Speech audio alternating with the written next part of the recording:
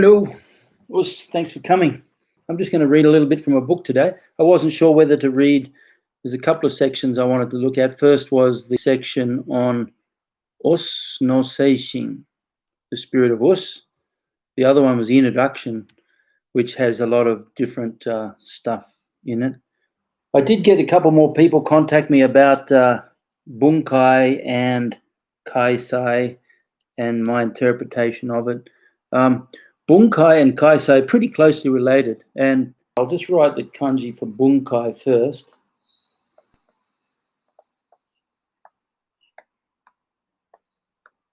Okay, so that's Bunkai, right? Now, if you look at the kanji for Kaisai, so you'll notice that the kanji in Bunkai and the kanji in Kaisai, so Kaisai, Bunkai, they're the same kanji, you see? Kaisai and Bunkai are actually really closely related to each other. But Bunkai, as I said, generally means just breaking it down for what it is, in a nutshell. Kaisai means breaking it down and analyzing the opportunities and potentials that it gives you. So that's the main difference. And you can break it down into three things. You've got Bunkai, Kaisai, and Oyo. Okay, so Bunkai is the breakdown. Kaisai is the breakdown and interpretation using what the kata presents you as a structure for your the techniques. Oyo literally means the applications. So they're kind of like overlapping. There's a good way to put it, if you like. So what you have here is you've got the Bunkai, and you've got the Kaisai, and you've got the Oyo. One more, and I'll have an Audi A4. But they kind of overlap each other. And so that's a better way to interpret is Bunkai and Kaisai are closely related. Kaisai and Oyo are related, but Oyo generally is a little freed up, more version of Kaisai. Anyway, so look, I'm going to read again today. Like I said, there's two sections we can look at. The first one is the spirit of perseverance, or Us no Seishin. And forgive me if I've read it before, but I certainly read it over and over. So let me do this. Chapter 5, Us no Seishin, the spirit of perseverance. There is a saying in Japanese, Ishi no e ni sannen. Translated, it means 3 years on a rock. This saying suggests the need to persevere at all times through the inevitable fluctuations of life. It is one of the central philosophies of Kyokushin Karate. Sosai said that for the karateka, this saying should read Sekijo Junen, or 10 years on a rock. So another way to say Sekijo, Japanese has lots of different ways to say the same things. Ishi no e ni sannen, another way to say that is Sekijo Sannen. And Sekijo Junen, Ishi no e ni Junen. So there's the Japanese, you can say things two different ways. If the average person must persevere for 3 years, the karateka can easily take 10 years in his stride. And you find that in day-to-day life, don't you? You know, it's like you can be with people who don't train or they're not used to training, and something happens, the degree that it lets them affect them, you know, it's like you can't believe it, you know, and even small amounts of physical effort and demand kind of blows people away. And, you know, it's like that old thing, that T-shirt you see sometimes, your workout is my warm-up or something like that, you know. We've had that in the past. We've had guys come into the dojo infatuating over how they were going to show us what it really meant to be a martial artist, and they literally failed the warm-up. Oh, we used to have some fun. I have to admit, we used to make the warm-up as hard as we could.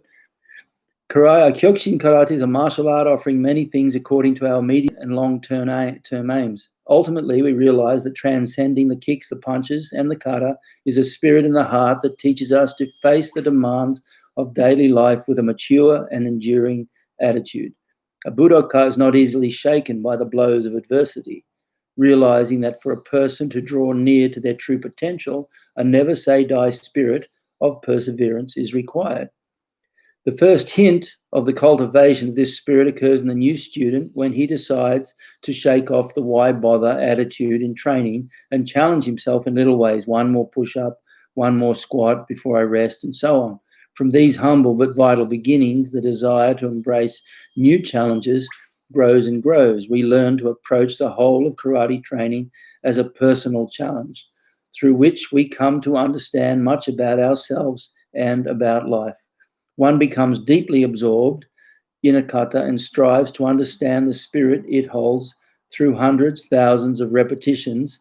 As Masoyama wrote, it is better to master one kata than to half master many. If a person practices any given kata over 3,000 times, any questions he might have about it will be resolved, and a proper understanding of the kata will naturally emerge.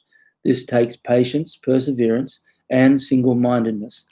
And to me, I always find that really interesting. You know, when Sosai says at least, well, he says at least 3,000, but I've also heard him say, but if you really want to get a hang of it, do it 30,000 times. You got the logbook, you know, a little logbook. The way it's designed, you can check off that you've done 1,000 repetitions of anything. And if you really want to check what Sosai says, you set a goal. One page is 1,000 kata. I mean, really, that is that simple with the logbook. You write at the top, Tensho kata, and as you don't even have to write anything else, because all you need is the squares down the bottom. And every time you do 10, you try and do 10 a day. Every time you do 10, you mark it off. And in 100 days, you've done 1,000. In 300 days or close to a year, you'll have done 3,000. And I can tell you now, you'll notice a difference. It's just really important, though, that you make sure you're doing it right, because like the old saying, practice makes permanent. What makes it perfect is perfect practice. So you have to keep checking yourself. And if you've got any questions about that, Patreon team, thank you. I love you. You're really helping me through this like you wouldn't believe, this lockdown. So if you're not a member of the Patreon crowd, but you like what I do, come and join on. I'll put the link down here later on. But anyway, I'll be making sure that any of you, any Patreon family that have any questions, that's a good goal for you, is to set a goal of doing a certain number of kata, and it can be any kata. You know, preferably not the taikyokus or something. They're fine, but they're very, very fundamental. What you want to do is do a more complex kata that has strong turns, rotations, pulls, pushes, a variety of techniques, so that you can work the block, lock, blow, throw concept. So anyway, that's, I think when Sosai says 3,000, a minimum of 3,000, it's not that hard to achieve, you know. And I know from my own experience, having done, because I set that goal when I was training with Xian Bobby Low over the years, and I found a beautiful collection of letters, maybe this high. The Xian Bobby Low and I used to correspond from 1976, and I used to be able to ask him questions, and it was always coming back to Tensho. And whenever we'd get together, we'd always do a minimum of 10 Tensho, you know, and what a fantastic honor that was. But he's the one that inspired me. And he actually said to me once, it doesn't matter, this is so beautiful, it doesn't matter how sick I am or how tired I am, I always do Tensho. And he said, sometimes when I'm so sick I can't get out of bed, I close my eyes and visualize myself doing Tensho. And he said, that's just as good. So the spirit of Us, courage and strength of character develop in hard training and is known as Us no Seishin. The origin of the word Us has a number of possible sources. The word, as it was used and taught by Masoyama, is a contraction of Oshi Shinobu, which means to persevere under pressure, whilst being pushed, or even whilst pushing oneself. It implies a willingness to persevere to the limits of endurance without the slightest wavering of the heart's resolve. The degree to which you may describe yourself as a warrior can be measured in terms of the degree to which this spirit has become a natural and unwavering quality within you. I'm not too sure whether I talk about it in this section or another section, but that where I wrote there, without the slightest wavering of the heart's resolve. That's Usaiha is quite challenging, especially getting the 45-degree Kibadachi stance right each time at the angles. Well, just do it over and over. Just isolate. That's what bunkai is. I'm glad you said that, Tigray. That's one example of bunkai, is that when I teach kata, we teach in groups of 5 or 6 moves. So, for example, tsuki no kata, you can actually teach that in the dojo without the students even knowing it's a kata. You just teach it as an Ido Kihon shape. And you can do the first few movements of it as a part of an Ido Kihon. So you break it down, two stanzas, 2 stanzas, 2 stanzas. So the kata actually has 2 kiba, 2 sanshin, 2 zenkutsu. Well, that's 6 stanzas. You can break it down like that. Well, like Tigray says, it can be challenging. So what you do is you find the challenging part and break it down and just do that part over and over and over. For example, when you're doing, I was going to drop it down so you can see something more. Oh, you see my T-shirt? It's a Japanese. This is a symbol of a Japanese hot spring. And that there says Onsen Daisuki, which means I love hot springs. Anyway, but there you go. I was going to put it up there so you can see Van Gogh's painting. If that was the original, I'd be laughing. But anyway, so you break it down and you just do that one specific movement over and over and over and over. So, for example, in Sanshin, it might be that turn, bam, that turn, bam, and you do it over and over and over and over and over, and then you slot it back in. Actually, that's probably worth looking at too. If you haven't worked it out by now, I like to digress. But I'm just going into my other book, the Budo Blueprint Logbook Guidelines, and I'm just going to find the 8-step.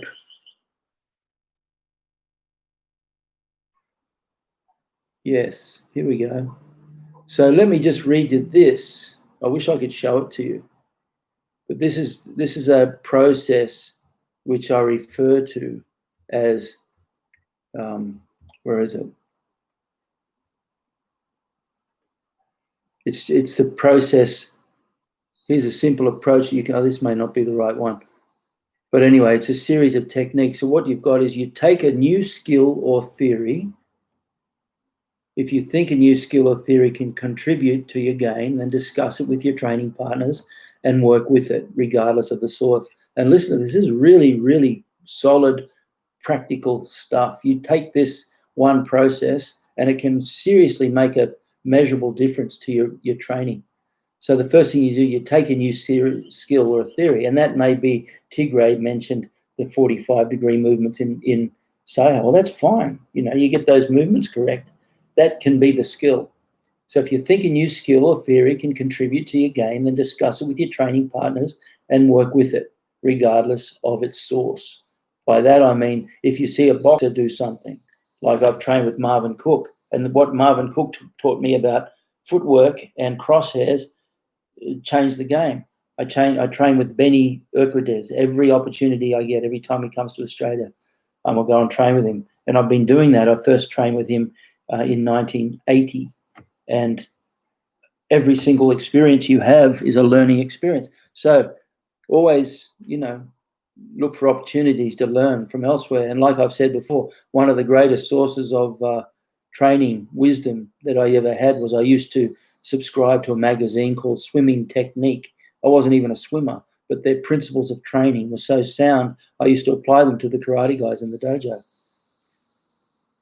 Thank you for that sound advice on breaking down the kata. Those things, yeah. I mean, that's really make a difference. Okay, and then the second step in this process, analyze the skill. This is research. So step 2 is research. Step 1, a new skill or theory. Step 2, research. Maybe theories are not work. I've got Rochelle here. Rochelle's a scientist. So when I use the word theory, she's probably going, actually, that's a hypothesis. It's a bit different. But anyway, theory fits in the box a little easier. So step 2, research. Analyze the skill. What are the movement, timing, and technical key points that are important to make it work. Pull it apart and look for where you can make it fit. How can you make it work for you in a whole or in part, in whole or in part? So for Tigray, looking at that 45-degree angle, well, you can isolate that by thinking in terms of, okay, I'm going from a higher hip position to a lower hip position into Kiba. So let me work on that. Let me analyze that concept of taking my hara, my tanden, and that feeling, and dropping that and moving solidly into Kiba with my focus staying at the tanden. One of the major problems people have moving at an angle, particularly into Kiba, is their consciousness rises up. So they become chesty because the technique is usually a powerful arm technique. That's why you're moving in Kiba. You don't see too many kicks in and out of Kiba. Kiba's a solidity stance. So the whole idea is you're looking for stability whilst you do a powerful technique. So it means when you move into Kiba, you move into a powerful technique. And that can often take your consciousness from your hara to your shoulders and chest, okay? Which means you'll get this unnecessary, the mudana dosa, this unnecessary movement. But as you do it, if you work slow and smooth and you keep your consciousness at the tanden, so then as you move, then what happens is your body is acting as a single weapon. And I mentioned Benny the Jet before. And as Benny the Jet says, coordination is making your weapons work as one. Look up Benny the Jet, man. If you haven't ever looked him up and looked into some of his concepts, I mean, I'm just going to write his name here. He is really worth it if you haven't seen him before. Some of his concepts, movement principles that he does. Okay, so step 2, analyze the skill, research. Step 3, create a drill.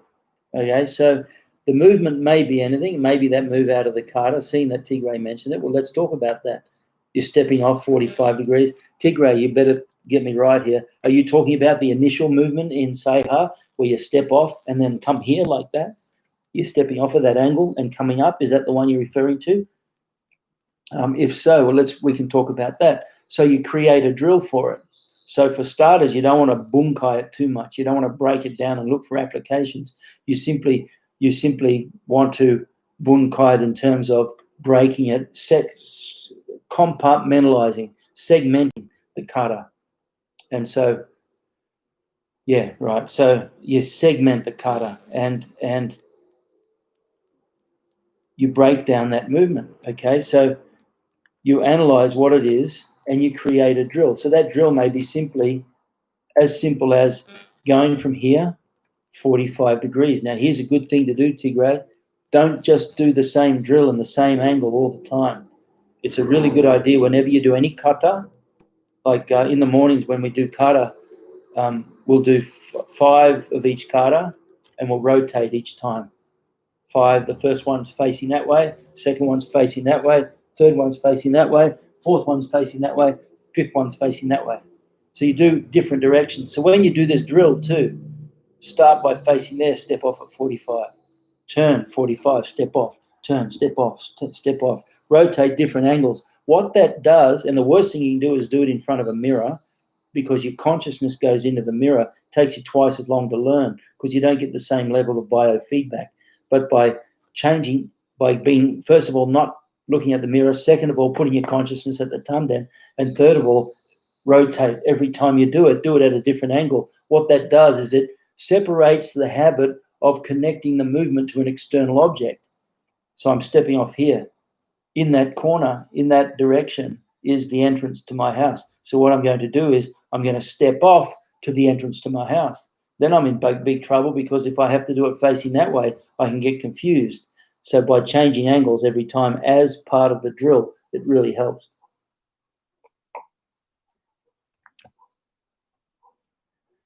So step 3, create a drill, a simple drill or drills, both 1- and 2-man drills that let you experiment and get a feel of that skill. Give it due experimentation time in training. So when I say 2-man, I mean, we're talking about the move out of the kata seha for Tigray, but this can be a drill for kumite. It can be a drill for self-defense. It can be a drill to deal with any particular random attack. You know, one of the things that I think people don't do enough of is live drill training where you actually pad up. I mean, there's a catch-22 with padding up, because when you pad up, it gives you a false sense of reality. But even something like you're just sitting there, like you're on a park bench, and then out of the blue, just someone comes up and grabs you. Okay. And if you think that you have that under control and it's a piece of cake, you're in for a shock. Because if you're sitting there, nice day down the park, sipping a macchiato or whatever you have, and then suddenly someone just runs up and grabs you. And if they're doing that, their adrenaline is going nuts. So their grip is twice as strong as it would be normally. They grab you and they stiff arm. And you're at the end of their stiff arm and they're just driving punches into you. And if you think that is a simple scenario to deal with as a martial artist, think again, you'll be in for a shock. That can really, really throw you. And not only throw you, it can be a new learning experience when your balance starts to go everywhere and you're trying to get that grip off and you just can't get the grip off. So what do?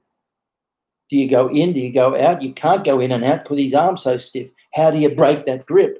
How do you get that grip off? How do you connect to him? Remember, we talk about the importance of maximizing connection. How do you connect to him so that you can force that grip off? And sometimes when guys I've been in situations where guys are drunk or on drugs or something, and you can pretty well break their wrist and they still don't react. They just go, oh, that hurts, and they just keep going because the threshold of pain is just like way out there from the drugs. So I think those sort of scenarios are really good too, and things like this first movement out of Seha where you're stepping off 45. Well, that's a perfect example. When someone comes here, they grab you, boom, you step off at 45 degrees. But not only do you step off at 40, if I stay here and they grab me by use your left hand, right hand punching. Well, that's where the punch is coming. So I use this cutter move, stepping off at 45. I'm turning and I'm pulling. But in the cutter where you pull your hand back like that, right, Tigray? Let's look at it like this, where he has his hand here. There's the punch coming. I've got to get the heck out of the way of that punch. Okay, I can bring my hand here instead of here. Bring my hand here, connect to his arm, and do that strong 45-degree kiba step. And 9 times out of 10, you break his balance. What do you do if you don't break his balance?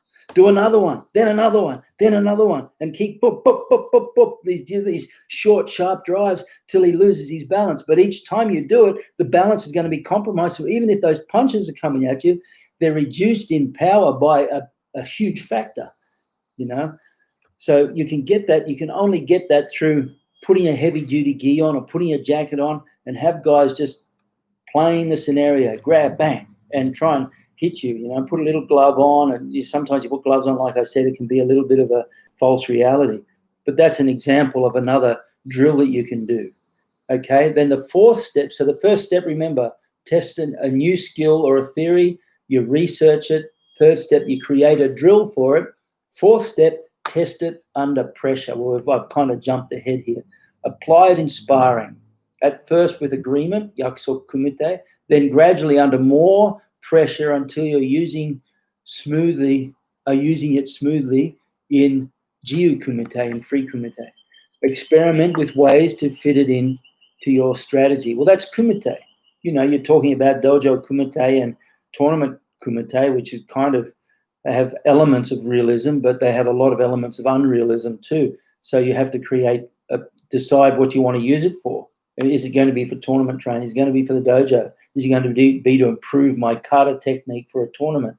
Or is it because I anticipate that one day I may need this in a real situation, so therefore I'm going to have to make it as real as possible? Okay. Fourth step, test under pressure. Fifth step, troubleshoot and tweak. Okay, so what adjustments can be made to rhythm, weight distribution, angle, and timing that will improve usability for your own style? So if we get back to the first step here, Rob, and Rob Wall, two Robs. We get back to the very first question about Tigray's first move out of Seha. Okay, well, you may find as you do it over and over that, like I said, people become chesty, so they lean forward and they'll lead from the chest. So you analyze, what have I got to do? Well, you fix your posture, come back, move from the hudder, come back, boom, and you test and tweak, test and tweak, test and tweak. So you troubleshoot it and you tweak. Okay, then the sixth step, sorry, is retest. Okay, so you've gone back, you've tried it under pressure against a cooperative partner, and you found that there are certain things that aren't quite working. So you go back and you troubleshoot it, okay, and you tweak it. So maybe my weight was too high. Let me drop my weight down now. Let me get that, feel that, so my waki is closed a little bit. And then you retest it. So then you return to drilling with it using the adjustments you made. And you keep testing to find the weaknesses. Remember the magic questions we always ask after training. What did I do well? What didn't I do well? What am I going to do about it? And the quick question about what am I going to do about it is, what would I do to beat me? That's the only question you need to ask yourself every day. Because if you do that, and cross my heart, if you're sitting there wondering what I can do for training today, I've got a bit of time, I'll do some training. The first thing you ask yourself is, what can I do to beat me? Because you know your weakness is better than anyone. And you focus on that weakness. And the final step is replicate it and share it. Okay, now, replication is important. It's a little bit like the scientific principle. If you can't replicate it, you can't verify it. Okay, so if you have a technique, the best way that you can learn that technique and find out the weaknesses and break down the weaknesses is replicate it and share it. So you have to teach it. You have to discuss it with trusted training partners to make it your own. But if you can take any technique and teach it, so I do this in gradings. What's Clarence? Yeah, I don't mind the cold weather either, to be quite honest. It's getting a little hot here. But got to take the good with the bad. Got to take the bad with the good. If you can teach it well, it'll help your understanding of it tremendously. And this is why I love teaching so much, because it's a roundabout way. It's very selfish, because if you really want to test whether you know a technique or not, teach it to someone, and then teach it to someone who isn't very teachable. Some people just aren't teachable, and it can be very frustrating.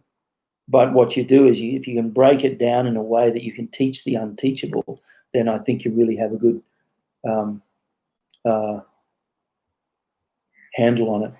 You know what I was reading on the Budo Karate book, but I've transgressed and I've gone into the Budo blueprint.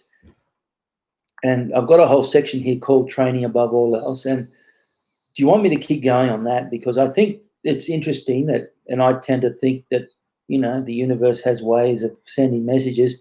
And Tigray mentioned that move out of Saiha. And we just spent the last 20 odd minutes talking about that move out of Saiha and how to break techniques down. So if you want, I'll keep going on this particular section of the Budo blueprint, because I think it's very, very practical stuff. Not too difficult at all. And sometimes the way I teach and do things is extremely simplistic.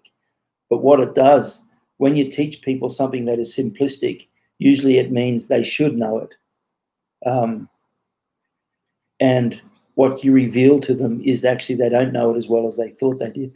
Okay, so let me just read from this. This section in the Budo Blueprint is called Training Above All Else.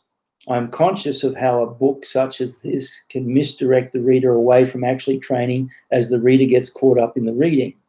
Musashi's Book of Five Rings is perhaps the best-known martial arts book written and has millions of fans, many of whom have never trained. Then there are countless numbers of martial artists who have read the book, know it inside out, and can quote it endlessly, yet have never deeply applied it in their training. Yet virtually every paragraph Musashi wrote describing the technique of the sword finishes with a directive that this cannot be understood or mastered without training it deeply. At the end of the day, training and drilling, what you read is everything. Training is not a process of osmosis. You have to do the work. This is why everything is about the daily consistency. Even a little training every day is better than hours of reading and speculation. My yoga teacher used to say, if you read an hour, write 2 hours and meditate 3. Everyone gets around the wrong way. Anyway, at the end of the day, training and drilling, what you read is everything. Training is not a process of, I read that, didn't I? You have to set a plan, get up early and do the work. Stop procrastinating, denying ownership and responsibility, making excuses, finding reasons, even legitimate ones, not to train. Get up and train. There is no other way. Masayama used to say that the answer to every question will reveal itself in training. Frank Everett, my first instructor, used to smile at people talking too much about the martial arts and say, let's train first, mate, and we can talk later. The keys to everything can be found in the doing. If there is a principle or idea that you find here that you think might work for you, have a training plan in mind and do it. Take that section, idea, or principle and work on it with a training partner until its keys reveal themselves to you. Keys are always hidden deep. And this is interesting, we're talking about the Kaisei, unlocking the keys to mastery. And I haven't even read that since before this. Keys are always hidden deep, and unless you burrow down deeper and deeper through training, you'll never find the gems hidden there. This is far more important than reading it and talking about it. Don't go on to another section until you've experimented and trained that principle or training concept sufficiently to form an idea and understanding based on your own training. And this too is, what have I done? This is also very important in terms of training itself. It's very easy to get a lot bogged down with things that need to be done without never questioning it. And by questioning, I don't mean doubting it. I mean questioning it in terms of what I need to do to make this particular technique work better. Okay. So get started and stay the course. Here is a simple approach that you can apply from your first day in the dojo or any time in your training career. And this is really valuable. 1, trust the techniques. Trust your instructor. Work with them, not against them. Be patient. Appreciate the value of small incremental improvements. 2, increase your flexibility. Flexibility is the mother of skill. Many techniques just don't work well without flexibility. And that's not just kicks, by the way, too. That's certain arm movements. We talked about the expansion, the concave convexing of the chest and extending out like that. You know, even when you throw a simple elbow technique, the elbow is never like that. The elbow is, watch my shoulder. See that movement? And that adds just enough to finish the technique. But that takes a degree of flexibility. If your back is frozen, you can see my elbow where the tip of it is. And if I put the extension in, you get so much further out. So flexibility is the key to all technique, not just kicks. Build the base of flexibility. Because the techniques are fun, everyone jumps the gun and goes straight there without working on flexibility at the foundation. Build the base. Flexibility to basics to movement. Get the hierarchy right, and your skill will continue to build on a solid foundation. Base your skill on intelligent leverage. Intelligent leverage means using timing, angles, and speed to leverage your power and hit his against him. Your power and his against him. Think head-on collision. Think of a time you lost your balance and tripped heavily. You leverage your movement with gravity. Making that happen is a real skill. It takes lots of work to get to where your skills are perfectly coordinated. I know you're strong. I want to also know if you're skillful too. Embrace the mindset. 4, to that end, accept getting hit, getting kicked, being taken down or dominated round after round with the right attitude, an attitude of gratitude. Welcome whatever comes and analyze it deeply, asking yourself each time why it happened. Know it is good. Acknowledge their skill and continue. Determined to patch up the defensive holes your opponent revealed to you through which he could score. There is no failure, only feedback. The more you're getting hit, the better you're getting. Only the ego stops us from embracing that truth. Let go mentally. Every time you get hit, acknowledge with a loud us and be grateful. Your training partner has helped you find a hole in your game that needs to be shut. If he can't find a hole, he can't reach his goal. Okay? So that's very, very important to embrace that mindset. 5, Shingitai. All areas of the mind, technique, and physical conditioning need to be addressed in training, as no quality skills can happen without all three playing their part. 6, Kihon training helps you familiarize yourself with the stances, footwork, weapons, and techniques upon which you build a base. There is one secret that will accelerate your mastery of Kihon, or any skill for that matter. Know exactly what you're hitting with, where you're hitting to, and how you're hitting. Mastery will come in time. For now, aim to experience everything, not master everything. 7, default position is a mobile stance with perfect control of your balance and shape. That is the launching point for everything that follows. Then drill your feedback, which gives you control of the angles. Think of an iPad. iPad, eye control, posture, angles, and distance. Get iPad right, and you limit his attacking opportunities. That means you frustrate him and create impatience. Us Leo, good to see you, man. 8, focus on footwork. Coordinate footwork with techniques and defense. Use it to control angles and distance. Offense is based on defensive soundness. Close all the loose defensive holes. Footwork will allow you to minimize his effectiveness and maximize yours. The one thing I see most often when I train in different dojos and in different countries, even amongst high-ranked black belts, is a lack of how to move smoothly. Master angles with good footwork. Poor footwork means you can't apply your skills. Good footwork allows you to control the offense and return to default position outside of his dead zone, with him exactly in your crosshairs. 9, defensive survival leads to opportunities. This is really key. Good defensive shape reduces his opportunities. And remember the 7 stages of Kumite mastery. The third point is having once you've got your stance, your gaze, you work on your footwork, then it's defensive shapes. All that means is your shape should be such that they can throw a bunch of things, and you're just by being there, you'll block them. You'll be in their way.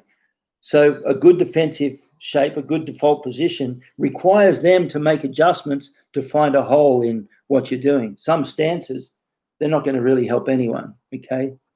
So defensive survival leads to opportunities. Good defensive shape reduces his opportunities. That takes him out of his comfort zone, forcing him to move in a way that offers you opportunities to counterattack. Defensive survival into opportunities to counter into victory. Step 10. In Kumite, once you have the basics of defense, default stance, gaze, footwork, and defensive shapes right, experiment with counters as opportunities arrive. Don't fall into the trap in Kumite to try to be the one to score everything. Sometimes you're just better off just working your defense, and in that process, you'll see an opening. Boom, you're defending. Boom, oh, there's an opening. I'll just let it go. You didn't even have to go looking for it. All you had to do was be patient and let them give it to you. Okay? Excuse me. Try different stances, angles, combinations, and techniques. What allows you to best maintain control of the offense? Keep returning to control. At first, let the brain cling to survival. In time, as your defensive shapes give you confidence, use your techniques to counterattack more freely. And that's simultaneous as well. Certain moves, if you get it right, act as a defense even as you're attacking. I used to have some great techniques that I'd use like that. Shian Kendi says, to truly appreciate and understand Solso's teaching that everybody is your teacher, you must not only have flexibility of body, but flexibility of mind and spirit. Yeah, good. Well said. Anything Kenny says is good. But that's so true. And it's surprising how rigid people can be. But I've got to tell you, Clarence, I think one of the reasons people are rigid in Kyokushin is because they're a little afraid of how big a world it is outside their little dojo. You know, we get used to a dojo which does things in a certain way, and the way they do things is very good. Okay? So We don't want to step. It becomes actually that even that hard, tough environment of the dojo. We, we train so hard, man. Those guys, they don't train as hard as us. Muay Thai, and we beat them twice in 1964. It's like, dude, just step out and test yourself, because being in that really hard, strong dojo is also a form of fear, if you like, not willing to have that flexibility of mind to allow yourself to be open to other things. That's very important. Good point, by the way, Clarence. 11. Continually refine your defense and counter skills with ever greater detail. Ensure all the body parts are in the right place at the right time. The finer the detail, the clearer the process. 12. Master Gedan defense. Okay, master leg defense. This facet of Kyokushin is vital. If your legs are damaged, your footwork is compromised, and once that happens, the task of victory is difficult, even impossible. I'm very proud of my student, Gary O'Neill, and we worked very hard on footwork. And I don't hesitate to say that I gave him an incredible body of knowledge, which he expanded beyond what most people have done. The only time I've ever seen Gary get beaten in a tournament is when they're able to time the leg kick, when they could time his footwork and get the leg kick. And that was Kazumi, by the way, twice in the final of the All Japan Championship, twice. So it's really important to master the get-on defense. That's a really important facet, because if you can master get-on defense, you can pretty well hold your own in a lot of very, very difficult situations. If your legs are damaged, your footwork is compromised. And once that happens, the task of victory is very difficult, even impossible. Mastery of this one factor will bring tremendous advancement. Find and develop your own style of checking, countering, and simultaneously attacking based on sound principles. Drill scenarios. I'm not sure if anyone's seen that leg kick drill video on YouTube. If you haven't, let me know. In fact, I'll repost it with an explanation, a voiceover, and I'll send it to Patreon. 13. If your transition to the opening and your attack arrives before his defense, you win. That timing and speed comes from mastering sequential flows. Speed is good, but accuracy is better. That was Wyatt Earp said that. Have a plan and execute it smoothly and with control. That takes hours on the floor. And that's what Solsai means by all the answers will come through your own training. 14. Chain together combination flows using simple concepts that connect defense seamlessly with attacks. Take into account your attacks being countered. So defense into attack, defense into attack, defense, attack, defense, attack, seamless and smooth. 15. Move so you can apply the brakes and still keep your balance. Be aware of your balance. This is really important. This is why I rarely, if ever, use the word maximize or maximal power. I use the word optimize, because maximal power leaves nothing in reserve, so you don't have any defensive backup. So everything we do, we talk about, for example, you can throw a powerful kick and you can just throw a kick. But if that means the way you have to throw your body removes all defensive mindset, well, then it's dangerous, because in that process of throwing the kick, all they need to do is throw a little kick. So what you do is you make sure that you have a little bit of an insurance policy going on when you throw your kick. Well, that's what that means. Okay, you have to be able to move so that you can apply the brakes if necessary. Balance is keeping your weight centered within yourself. That's another Benny Urquidez-ism. In Kumite, having control of your balance comes from good posture, good vision, good footwork, good control of distance and relaxation. 16. Control the offense. Control his opportunity to defend and counter. Control everything as you systematically improve your posture. Remove the chance of surprises. Surprise attack is the oldest trick in the book, and it still works well. Reduce the possibility of a surprise attack through micro adjustments, keeping them in your crosshairs. 17. Work with a partner in Kumite and discuss fine points at the first opportunity. So if you have a partner that you trust and can train with, this should become a habit where you constantly are in dialogue. You do a round at the end of the round, or end of 5 rounds, or end of 10 rounds. That's what we'll do on a kumite night at the dojo. At the end of the night, we'll all sit down, and while we're stretching, we'll go through each person and discuss what they did well, what they didn't do well, what they're going to do about it, and we'll get the input from other people. Because sometimes people say, "Oh man, my timing was so off tonight. I just could." We go, "Yeah, well, what did you think when you sparred him?" They go, "Actually, his timing was a lot better than I think he's giving himself credit for." So that discussion is very good.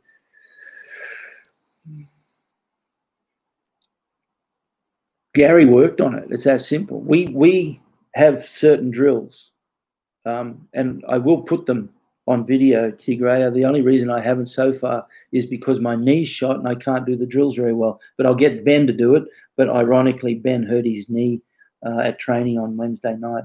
But anyway, we have a series of drills. We have a series of footwork drills, split drills, circular rotation, sabaki drills. And we used to do that, and that was our first 10 minutes of warm-up. Serves a couple of purposes. One, it allows that process to become neurological, if I call neurological. In other words, you're able to do it without thinking. Okay. The other thing too is it works on the explosiveness. Okay, so you develop that good explosiveness, and for 10 minutes you're constantly moving, split, split, split, split, split, moving, split around, bang. I introduced this thing into Kyokushin called a split. It's a type of footwork that was taught to me many years ago by a good buddy of mine, and he's not Kyokushin. He was mixed background of martial arts, but anyway, he just showed us something, and I looked at it. I thought, oh, man, that I could really apply that in Kyokushin. So we developed what we call the split, and it's a series of footwork techniques that we do. And Gary just drilled those, developed through his own intuition and training. But he just spent an awful lot of time. It's a good question. The other thing too about Gary, this will give you a bit of an insight. After he came back from the World Tournament, at the World Tournament, he just missed with some of his jump kicks. Even Yamaki, who won the World Tournament, said to me later that at one stage, because he fought Gary in the semi-final, and Gary's spin back kick went like that, and he felt Gary's kick through his eyelash, and another inch, and it would have knocked him out cold. And he said that to me, so I've got to tell you, it was that close. And so before Gary went back to the All Japan the following year, we thought, okay, we have 12 months. And we didn't focus on it completely. And in fact, it just became an occasional thing because I trusted Gary. He had such a good brain for it. All we did for that 12 months was work on his extension in the spin back kick. So we knew he had the kick. We knew he had the explosiveness, the jump, everything, working that spin back kick. But what he didn't have was that extension. So what we did was, over the 12 months, sometimes we'd do it down the beach on the Gold Coast, where he'd do the spin kick into like 2 feet of water, so you had a nice soft landing. And it got to the point where his spin was so good that he could almost change his target mid-flight. Now, that's really hard to do. But sometimes what I do is I'd hold a pad, and then when he'd turn, I'd change the position of the pad for him to adjust. And then he went back to the All Japan Championship the next year and knocked out 3 guys with those same spin back kicks. So it was drill. Okay, he's a perfect example of what you can get if you stick to your knitting. Clarence, I think it all starts with translation of Kyokushin Kaikan simply as ultimate truth, reality, which also says clear the Kyokushin way. It is the search for the ultimate truth. Yeah, there you go. I mean, it's a never-ending story. All these movies, there's so many movies. The Lord of the Rings movie, the Never-Ending Story movie, the Matrix movies, they're all a metaphor for the search, that never-ending search. Yogananda, my yoga teacher, calls it man's eternal quest. There's this endless eternal quest for finding. Okay. Work with your partners in Kumite and discuss fine points at the first opportunity. If you're focused on the process of training rather than the outcome of every round, you can be comfortable with being freely scored on, which gives you the mental freedom to experiment with your creativity. It's so important. I call that A game versus A mindset. Your A game is when you're under pressure and all you're doing is everything you can to survive. Your A mindset is where you have none of that, because you're simply able to, you give yourself clarity and space in your head to think about what you're doing. Don't take yourself too seriously. Be a central part of a great team who others love to work with. And the final point, don't force it, finesse it. Never attack when they are at their default position or at a strong set point. If a particular technique is not working as you expect, check what's missing in the flow and reshape. It may be that you are missing one key point that allows your opponent to maintain balance and control. Reassess the flow and fix it so his ability to defend is weakened. Only attack when his defense is compromised. Draw him out of his comfort zone. And it can be as simple as stepping back slightly, stepping off at an angle slightly. If they're there and they're strong and they're bam, bam, bam, bam, bam, all you need to do is just step back a little bit and they start to overreach. When they overreach, they step too far. When they step too far, there's your opportunity. So you don't force it, you finesse it. Okay. The next book that I'm going to publish, of course, is the Budo Blueprint, because it's actually a companion to the logbook. When you have your logbook and start to use that, this will make so much sense to you, and vice versa. So there you have it. If you've got any questions or comments, please, by all means, put them there now. Otherwise, thank you very much again. I hope you enjoyed that. I completely went off tangent. I was going to read from the Budo Karate Masayama, and I ended up reading Budo Blueprint instead. Thank you for coming, and appreciate your time. Always, Patreon family, you have no idea what it means to me, your support that it gives me. So I try to do what I can to give back to you. And these tough times, I really appreciate it. So thank you very much. Well, thank you guys. Appreciate it very much. And I look forward to seeing you on Monday. Maybe what we can do on Monday is we'll take some of that theory that we just talked about and actually put it into a little bit of practice. Well, Sven, thank you. Yeah, see you in Tromsø. That's fantastic. So on Monday, we'll do a session again at the same time, and look forward to seeing you. Thank you for your support very much. Of course.